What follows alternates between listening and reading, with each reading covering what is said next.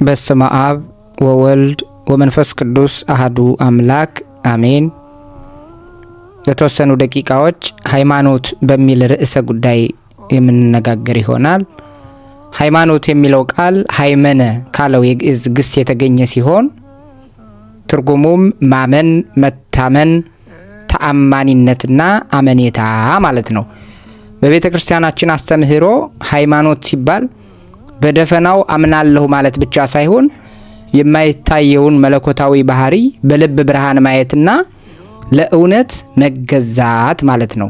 ቅዱስ ጳውሎስ ሃይማኖት ተስፋ ስለምናደርገው ነገር የሚያስረግጥ የማናየውንም ነገር የሚያስረዳ ነው ይላል በዕብራውያን መልእክቱ ምዕራፍ 11 ቁጥር 1 ላይ። ሃይማኖት ከምክንያታዊነት በላይ የሆነ አምላካዊ መገለጥ ነው። ስለዚህ ነው ያለ እምነት እግዚአብሔርን ደስ ማሰኘት አይቻልም። ዕብራውያን 11 ቁጥር 6 ላይ እግዚአብሔርን ደስ ማሰኘት ማለት የእርሱን ፈቃድ መፈጸም ማለት ነው። ያለ ሃይማኖት የሚደረግ መልካም ስራ ሁሉ ስጋዊ፣ ዓለማዊ እንጂ መንፈሳዊ ዋጋ አይኖረውም። ምክንያቱም 318ቱ ሊቃውንት እንደተናገሩት ሃይማኖት ለሥራ መሰረት ናት። መሰረት የሌለው ቤት ምንም ቢውብ እንደሚፈርስ ያለ ሃይማኖት የሚደረግ ምግባርም በእግዚአብሔር ፊት መቆሚያ የለውም። ሃይማኖት ፍጡር ከፈጣሪ ጋር የሚገናኝበት ረቂቅ ገመድ ነው። ገመዱ ከተበጠሰ ጸሎትም ሆነ መስዋዕት፣ በጎ ስራ ወደ እግዚአብሔር አይደርስም ማለት ነው። እዚህ ላይ አቤልና ቃየል የመጀመሪያው የታሪክ ምስክር ሊሆነን ይችላል። ሁለቱም መስዋዕት አቀርበው ነበር። ነገር ግን እግዚአብሔር የአቤልን መስዋዕት ተቀብሎ የቃየልን አልተቀበለም። ልዩነቱ የመስዋዕቱ አይነት ሳይሆን የአቅራቢው ሃይማኖት ነበር። አቤል በእምነት ስላቀረበ እግዚአብሔርን ደስ አሰኘው። ቃየል ግን ያለ እምነትና በጥርጥር ስላቀረበ መስዋዕቱ ውድቅ ሆነ ማለት ነው። ሄኖክን ካየን ከሞት የተሰወረበት ምስጢር መጽሐፍ ቅዱስ ሄኖክ እግዚአብሔርን ደስ አሰኘ፣ እግዚአብሔርም ስለሰወረው አልተገኘም ይላል። ሊቃውንቱ ሲተረጉሙት ሄኖክ በዘመኑ ከነበሩት ካህናተ ጣዖትና ከክፉዎች መካከል ተለይቶ በአምላኩ በመታመኑና በቅድስና በመመላለሱ ሞትን ሳይቀምስ ተወሰደ። ይህ የሆነው በሃይማኖቱ በማመኑ ምክንያት ነው ማለት ነው። እዚህ ላይ የ318ቱ ሊቃውንት ትንታኔ በኒቂያ የተሰበሰቡት 318ቱ ሊቃውንት ይህንን ጥቅስ በመናፍቃን ላይ እንደ መሳሪያ ተጠቅመውበታል። ለምሳሌ አሪዮስ ወልድ ፍጡር ነው ብሎ ሲክድ ሊቃውንቱ እንዲህ ብለውታል።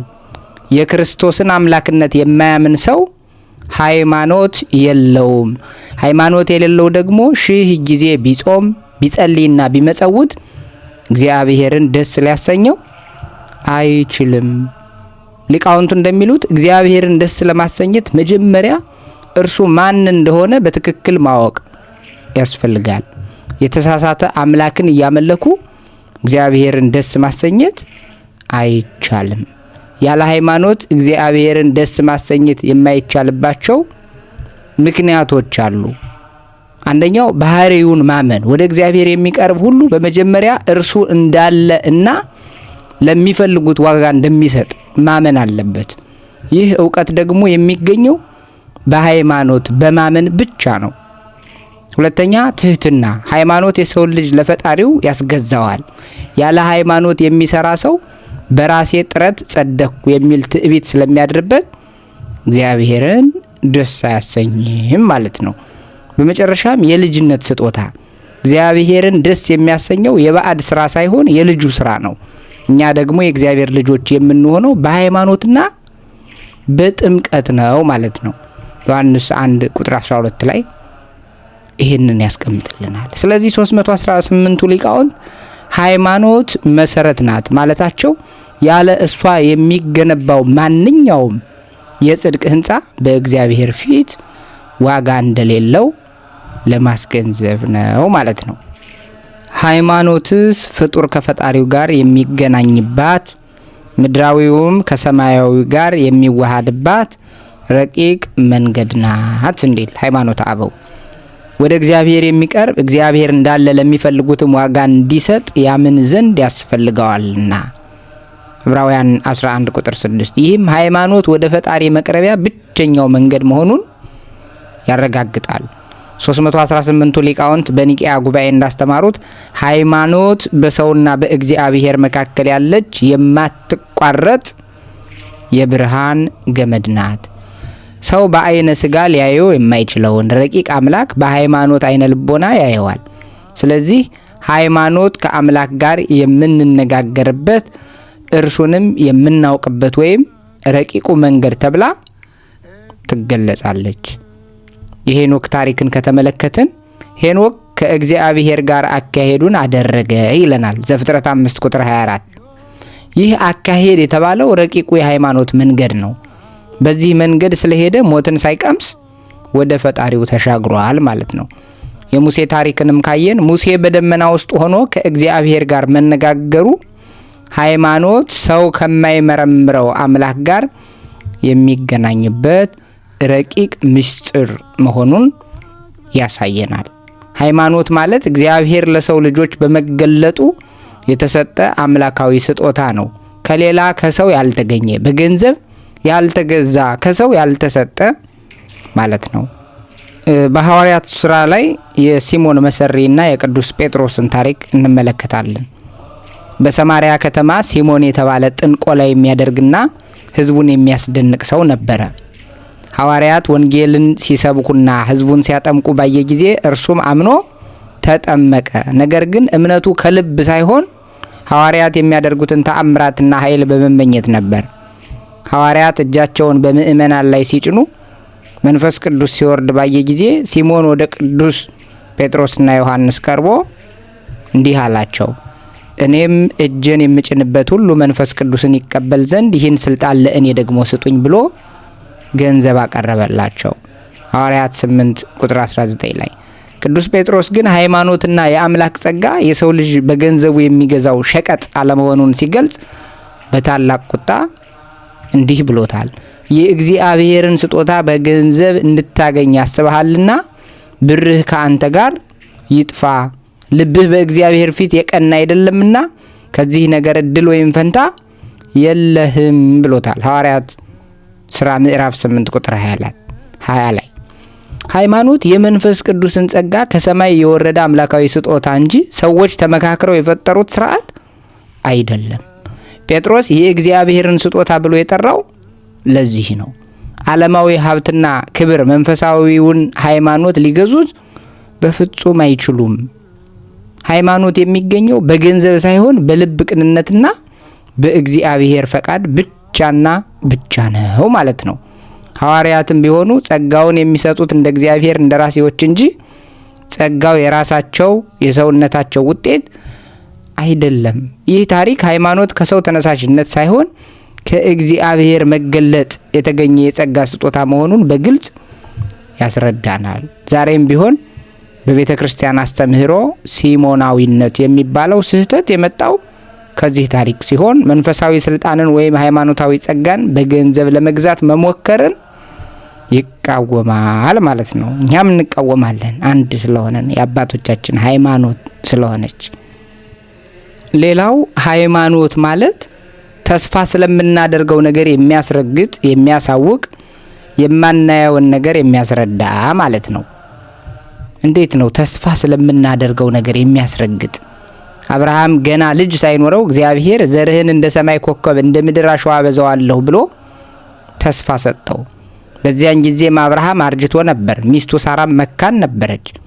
በሰውኛ እውቀት ልጅ ማግኘት የማይቻልበት ደረጃ ላይ ደርሰዋል ማለት ነው። አብርሃም ግን ተስፋ በሚደረገው ነገር በልጅ መገኘት ላይ አልተጠራጠረም። መጽሐፍ ቅዱስ አብርሃምም እግዚአብሔርን አመነ ጽድቅም ሆኖ ተቆጠረለት ይላል። ገና በዓይኑ ያላየውን ተስፋ እንደተጨበጠ ነገር አምኖ ተቀብሏል። የአብርሃም የእምነት ትልቁ ፈተናና መግለጫ የሆነው ደግሞ ልጁን ይስሐቅን ለመሰዋት የተዘጋጀበት ታሪክ ነው። እግዚአብሔር የምትወደውን አንድ ልጅህን ይስሐቅን ሰዋው አለው። አብርሃም ልጁን ሊያርድ ሲነሳ እግዚአብሔር ልጁን ከተስፋው ጋር እንዴት እንደሚያስነሳው አላየም ነበር። ቅዱስ ጳውሎስ ሲተረጉመው እግዚአብሔር ከሙታን እንኳን ሊያስነሳው እንዲችል አስቧልና ይላል። አብርሃም የሚታየውን ሞት ሳይሆን የማይታየውን የአምላክን ኃይልና ታማኝነት በልቡ ስላረጋገጠ ቢላዋን አነስቷል ማለት ነው። እዚህ ላይ የኖህን ታሪክም ካየን ኖህ ዝናብና ጎርፍ በምድር ላይ ባልታየበት ዘመን ገና የማይታየውን መቅሰፍት አምኖ መርከብ ሰራ። ዓለሙ በሙሉ ዝናብ የለም እያለ ሲሳለቅበት፣ እርሱ ግን ባላየው ነገር ላይ ያለው እምነት መርከቧን እንዲሰራና ራሱንና ቤተሰቡን እንዲያድን አድርጎታል ማለት ነው። ሃይማኖት በአይን ማየትን አይጠይቅም፣ ነገር ግን እግዚአብሔር ይፈጽመዋል ብሎ ማመንን ይጠይቃል። አብርሃም ካላየውና ገና ተስፋ ከሆነው ነገር ጋር የነበረው ቁርኝት ሃይማኖት የማናየውን ነገር የሚያስረዳ መሆኑን የሚያሳይ ትልቅ ታሪካዊ ማስረጃ ነው። ሃይማኖት ማለት ማመን፣ መቀበል፣ ተስፋ ማድረግ፣ አለመጠራጠር፣ እውነትን መናገር፣ ያዩትንና የሰሙትን በማያምኑት ፊት መናገር፣ መመስከር ማለት ነው። የቅዱስ ጊዮርጊስ ምስክርነትን ካየን በማያምኑት ፊት መቆም። በዚያ ዘመን የነበረው ንጉሥ ዲዮቅልጥያኖስ ክርስቲያኖችን የሚያሳድድና ለጣዖት እንዲሰግዱ የሚያስገድድ ነበር። ቅዱስ ጊዮርጊስ ከፍተኛ የጦር መኮንንና ባለስልጣን ቢሆንም ንጉሱ ክርስቶስን ክዶ ለጣዖት እንዲሰግድ ባዘዘው ጊዜ አልፈራም። ያዩትንና የሰሙትን መናገር፣ ንጉሱና 70 ነገስታት በተሰበሰቡበት ፊት ቆሞ ያመነውንና የተቀበለውን እውነት እንዲህ ሲል መስክሯል። እኔ የክርስቶስ ባሪያ ነኝ፣ እርሱ የሕያው እግዚአብሔር ልጅ ነው። ይህ ንግግር በማያምኑትና ጣዖት አምላኪ በሆኑ ነገስታት ፊት የተነገረ ምንም አይነት መጠራጠር የሌለበት ጽኑ ምስክርነት ነበር። አለመጠራጠርና ተስፋ ማድረግ። ቅዱስ ጊዮርጊስ ለ7 ዓመታት ልዩ ልዩ አሰቃቂ መከራዎችን በመጋዝ መተልተልን፣ በብረት ጫማ መረገጥን፣ በእሳት መቃጠልን ሲቀበል አንድም ቀን አልተጠራጠረም። ይህ መከራ ከፈጣሪዬ ይለየኛል ብሎ በፍጹም አላሰበም። ከዚህ ዓለም ስቃይ በኋላ የሚጠብቀውን የሰማያዊውን መንግስት አክሊል ተስፋ በማድረጉ እስከ መጨረሻው ጸንቷል።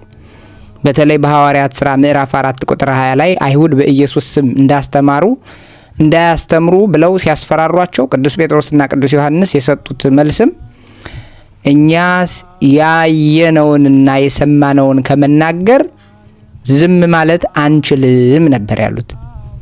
ስለዚህ ሃይማኖት በልብ ብቻ የሚታሰር ሳይሆን በአንደበትም የሚመሰከር መሆኑን ቅዱስ ጊዮርጊስና ሐዋርያት በአረማውያን ነገስታት ፊት ያደረጉት ተጋድሎ ትልቅ ማሳያ ነው። ሃይማኖት ማለት አንዲት ናት። በሰውና በእግዚአብሔር መካከል ያለው ግንኙነት አንድ ነውና። ሃይማኖት ማለት ምንጩና ባለቤቱ እግዚአብሔር ነው። የሰው ልጅ በእውቀት ማነስ ከፍርሃትና ከድንጋጤ ያመጣው አይደለም። ሃይማኖት ማለት ከሁሉ በፊት የነበረ ሁሉን አሳልፎ የሚኖር ማንኛውንም ነገር ካለመኖር ወደ መኖር ያመጣ ለእርሱ ግን አስገኝ አሳላፊ የሌለበት በአንድነት በልዩ በሶስትነት ያለ ሁሉን ቻይ የማይለወጥ አምላክ መኖሩን ማመን ማለት ነው። ሃይማኖት ማለት ተስፋ ማድረግ፣ ሰው ከሞተ በኋላ በእግዚአብሔር በሕይወት እንደሚኖር ባለመጠራጠር ማመን መቀበል ማለት ነው። ቅዱስ እስጢፋኖስ በአይሁድ ፊት ስለ ክርስቶስ በመመስከሩ ምክንያት በድንጋይ ተወግሮ እንዲሞት ተፈርዶበት ነበር። በዚያ አስጨናቂና የሞት ጥላ በጋረደበት ሰዓት ግን እርሱ የሚያየው የሚወረወርን ድንጋይ ሳይሆን ከሞት በኋላ ያለውን ሕይወት ነበር።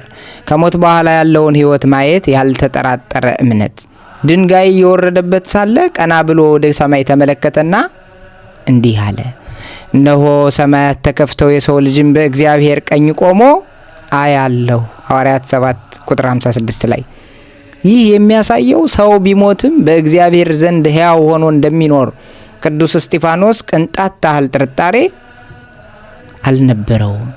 ነፍስን በእግዚአብሔር እጅ አደራ መስጠት፣ ሊሞት ጥቂት ሰከንዶች ሲቀሩት የጸለየው ጸሎት ሃይማኖት ከሞት በኋላ መኖር መሆኑን ያረጋግጥልናል።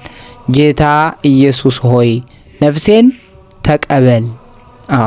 ሐዋርያት 7 ቁጥር 59 ላይ እንደዚህ ነበር ያለው። ስጋው ቢሞትም ነፍሱ ግን በፈጣሪው ዘንድ በሕይወት እንደምትኖር በማመኑ በደስታ ሞትን ተቀብሏል። የማርታና የማርያም ታሪክ የአልዓዛርን መነሳት እዚህ ላይ ስናየው ሌላው ታላቅ ታሪክ ጌታችን መድኃኒታችን ኢየሱስ ክርስቶስ አልዓዛርን ከሞት ከመቀስቀሱ በፊት ለማርታ የነገራት ቃል ነው።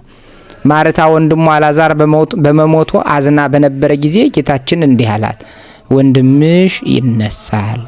ማርታም በመጨረሻው ቀን በትንሣኤ እንዲነሳ አውቃለሁ በማለት ከሞት በኋላ ስላለው ሕይወት ያላትን ጽኑ እምነት ገልጣለች፣ መስክራለች። ጌታችንም ትንሣኤና ሕይወት እኔ ነኝ፣ የሚያምንብኝ ቢሞት እንኳ ሕያው ይሆናል ብሎናል ዮሐንስ 11 ቁጥር 25 ላይ። ስለዚህ ሃይማኖት ማለት ከሞት በኋላ በሕይወት መኖር መሆኑን በተግባር አሳይቶናል። እነዚህ ታሪኮች የሚያስተምሩን ሞት ሽግግር እንጂ ፍጻሜ አለመሆኑን፣ ሃይማኖት ያለው ሰው መቃብርን ሳይሆን ከሞት በኋላ ያለውን የዘላለም ቤት እንድናይ ያግዘናል ማለት ነው። መከራና ሞት ቢመጣም እግዚአብሔር ሕያዋን እንደሚያደርገን አምኖ መቀበልን። ለዚህ ነው በሃይማኖታችን ጸሎተ ሃይማኖት ላይ የሙታንን ትንሣኤ ተስፋ እናደርጋለን የሚመጣውንም ሕይወት ለዘላለሙ የምንለው። ሌላው ሃይማኖት ማለት እግዚአብሔር ወልድ ሁለት ልደት እንዳሉት ማወቅ ማመን ነው። አንደኛ ቅድመ ዓለም ያለ እናት ከባሕሪ አባቱ ከአብ መወለዱን። ቅድመ ዓለም ማለት ከዘመን በፊት፣ ይህ ልደት ዓለም ሳይፈጠር ዘመን ሳይቆጠር መላእክትም ሆኑ ሌላ ፍጥረት ሳይፈጠሩ የሆነ ነው። ለዚህም ነው ቅድመ ዓለም ከዓለም በፊት የሚባለው። ለእግዚአብሔር ወልድ ልጅ መባሉ ቀድሞ አባት ነበረና በኋላ ልጅ መጣ ማለት ሳይሆን ከአብ ጋር ባለው የባሕሪ አንድነት መገኘቱን ለማስረዳት ነው። ያለ እናት መወለዱ። በምድራዊ ልደት አባትና እናት ያስፈልጋሉ። በዚህ መለኮታዊ ልደት ግን ወልድ ከአብ የተወለደው ያለ እናት ነው። አብ ለወልድ የባሕሪ አባቱ ነው፣ እናት ግን የለውም። ይህም መለኮታዊ ባሕሪ ከሰው ልደት የተለየና ረቂቅ መሆኑን ያሳያል። ከባሕሪ አባቱ ከአብ መወለዱ፣ ይህ ልደት የባሕሪ ልደት ይባላል። ሊቃውንት ይህንን ረቂቅ ምስጢር ለሰው አእምሮ በሚረዳ በመንገድ በሚከተሉት ምሳሌዎች ያስረዳሉ። ቃል ከልቡና እንደሚወለድ ልቡና አብ ቃልን ወልድን ሲወልደው ቀድሞት አይኖርም፣ ቃሉም ከልቡናው አይለይም። ብርሃን ከፀሐይ እንደሚወለድ ፀሐይ ብርሃኑን ሲወልድ ሲያመነጭ ፀሐዩ ቀድሞ ብርሃኑ በኋላ አይመጣም፣ ሁለቱም አብረው አሉ። ስለዚህ ነው መዝሙር 109 ከአጥቢያ ኮከብ በፊት ከማህፀን ወለድኩ ይላል። ይህ የሚያሳየው ዓለም ሳይፈጠር የተወለደው ልደቱን ነው። ዮሐንስ 1:1 በመጀመሪያ ቃል ነበረ፣ ቃልም በእግዚአብሔር ዘንድ ነበረ፣ ቃልም እግዚአብሔር ነበረ። ከዚህ ጋር ነበረ የሚለው ቃል የዘላለም መኖርንና ከአብ ጋር ያለውን ጥንታዊ ልደት ያመለክታል ማለት ነው። ምሳሌ 8:22 ተራሮችን ገና ሳይመሰረቱ ከኮረብቶች በፊት እኔ ተወለድኩ በማለት ቅድመ ዓለም ከአብ መወለዱን ይገልጻል። በየቀኑ በምንጸልየው የሃይማኖት ጸሎት ላይ እንዲህ እንላለን። ዓለም ሳይፈጠር ከእርሱ ጋር በነበረ ከአብ በተወለደ በአንድ የእግዚአብሔር ልጅ በጌታ በኢየሱስ ክርስቶስ እናምናለን። ከብርሃን የተገኘ ብርሃን፣ ከእውነተኛ አምላክ የተገኘ እውነተኛ አምላክ፣ የተወለደ እንጂ ያልተፈጠረ፣ በባሕሪው ከአብ ጋር የሚተካከል። ወልድ ከአብ ቅድመ ዓለም መወለዱን ማመን ማለት ነው። ወልድ ፍጡር አለመሆኑን ማረጋገጥ፣ የተወለደ እንጂ ያልተፈጠረ፣ ከአብ ጋር በባሕሪ በሕልውና እና በጌትነት እኩል መሆኑን መቀበል፣ ያለ እናት ከአብ መወለዱን መለኮታዊ ልደቱን ማመን። ሁለተኛ ድህረ ዓለም ያለ አባት ከቅድስት ድንግል ማርያም መወለዱን ማመን። ድህረ ዓለም ማለት ዓለም ከተፈጠረ ከብዙ ዘመናት በኋላ ማለት ነው። አዳም ከገነት በወጣ ከ5500 ዘመን እግዚአብሔር ለአዳም የገባለትን የተስፋ ቃል ለመፈጸም በወሰነው ጊዜ የተከናወነ ልደት ነው። ያለ አባት መወለዱ በድንግልና ጌታችን መድኃኒታችን ኢየሱስ ክርስቶስ ከቅድስት ድንግል ማርያም ሲወለድ እንደ ማንኛውም ሰው በዘር ፈሳሽ በሕገ ተፈጥሮ ሳይሆን በረቂቅ ምስጢር በመንፈስ ቅዱስ ግብር ነው። መልአኩ ቅዱስ ገብርኤል ለድንግል ማርያም መንፈስ ቅዱስ በአንቺ ላይ ይመጣል፣ የልዑል ኃይልም ይጸልልሻል ላላት ሉቃስ 1:35 ላይ በምድር ላይ ያለ ምድራዊ አባት ያለ ወንድ ዘር የተወለደው እርሱ ራሱ የሰው ልጅን የፈጠረ አምላክ ስለሆነና የሰው ልጅ ካለበት የኃጢአት ዕዳ ነፃ ለማውጣት ስለፈለገ ነው። እናታችን ቅድስት ድንግል ማርያም ከመጸነሱ በፊት በጸነሰች ጊዜና ከወለደችውም በኋላ ድንግል በሕሊና ወድንግል በስጋ እንላታለን። ከቅድስት ድንግል ማርያም መወለዱ እግዚአብሔር ወልድ ከድንግል ማርያም ስጋን ሲነሳ ሰው ሲሆን የለበሰው ስጋ ከእርሷ የተገኘ እውነተኛ ስጋ ነው። መለኮት ከስጋ ጋር ያለመለወጥ፣ ያለመቀላቀል፣ ያለመለያየትና ያለመበላለጥ ተዋሃደ። ከመለኮትና ከስጋ አንድ አካል አንድ ባህሪ ሆነ። ለዚህ ነው ተዋህዶ የምንለው።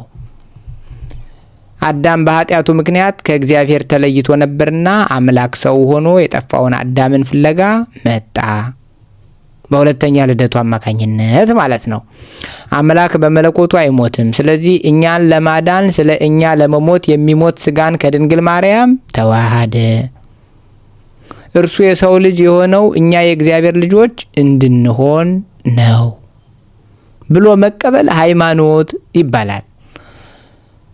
እነሆ ድንግል ትጸንሳለች፣ ወንድ ልጅም ትወልዳለች፣ ስሙንም አማኑኤል ትለዋለች። አማኑኤል ማለት እግዚአብሔር ከእኛ ጋር ማለት ነው። ትንቢተ ኢሳይያስ ምዕራፍ 7:14 ላይ ቃልም ሥጋ ሆነ ጸጋንና እውነትንም ተመልቶ በእኛ አደረ። ዮሐንስ ወንጌል ምዕራፍ 1:14 ላይ የዘመኑ ፍጻሜ በደረሰ ጊዜ እግዚአብሔር ከሴት የተወለደውን ልጁን ላከ። ገላትያ 4:4 ላይ ስለዚህ በመጀመሪያው ልደት ቅድመ ዓለም ያለ እናት ከአብ ተወለደ፣ አባት አለው እናት የለውም። በሁለተኛው ልደት ድህረ ዓለም ያለ አባት ከድንግል ማርያም ተወለደ፣ እናት አለችው አባት የለውም። እግዚአብሔር አምላክ ወደ ምድር ያደረገው የማዳን ጉዞ ፍኖተ እግዚአብሔር ሃይማኖት ይባላል።